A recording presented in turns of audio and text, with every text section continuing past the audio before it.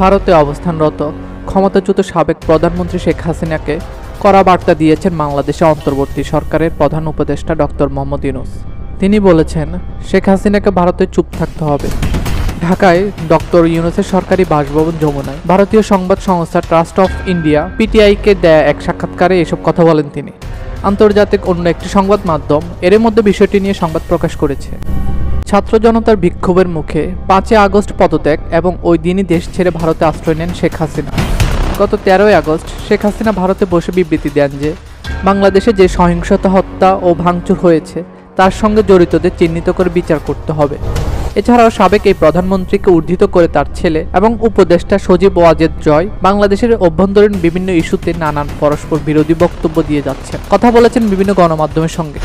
এরই প্রেক্ষিতে দেয়া সাক্ষাৎকারে অন্তর্বর্তীকালীন সরকারের প্রধান উপদেষ্টা ডক্টর মোহাম্মদ ইউনূস জানান, ভারতে বসে সাবেক প্রধানমন্ত্রী শেখ হাসিনার রাজনৈতিক মন্তব্য করা একটি অবন্ধুত্ব সুলভ আচরণ। এ সময় ভারতের কাছে শেখ হাসিনাকে বাংলাদেশে ফিরে আনার আবেদন করার আগ পর্যন্ত দুই দেশের মধ্যে অস্বস্তি এড়াতে শেখ হাসিনাকে চুপ থাকতে হবে বলে মন্তব্য করেন তিনি।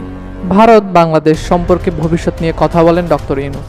নয়াদিল্লির সঙ্গে সুসম্পর্ক রাখার আকাঙ্ক্ষা ব্যক্ত করে তিনি জানান, বাংলাদেশ সবসময় ভারতের সাথে সম্পর্কে শক্তিশালী করার ব্যাপারে গুরুত্ব দেয়। তবে দিল্লিকে আওয়ামী লীগ ছাড়া সব রাজনৈতিক দলকে ইসলামপন্থী হিসেবে চিহ্নিত করার প্রবণতা থেকে বের হয়ে আসার পরামর্শ দেন তিনি।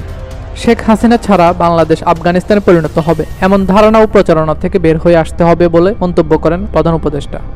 সাক্ষাৎকারে শেখ হাসিনাকে দেশে ফিরে আনা নিয়েও গুরুত্বপূর্ণ ইঙ্গিত দেন ডক্টর ইউনূস। তিনি বলেন, অন্তর্বর্তী সরকার বাংলাদেশের জনগণের জন্য ন্যায় বিচার নিশ্চিত করতে প্রতিশ্রুতিবদ্ধ এবং শেখ হাসিনাকে দেশে ফিরিয়ে আনার প্রয়োজন ন্যায় বিচারের জন্যই এবং তার বিচার দেশের জনগণের সামনে করতে হবে বলে জানান প্রধান উপদেষ্টা ডক্টর মোহাম্মদ ইউনূস।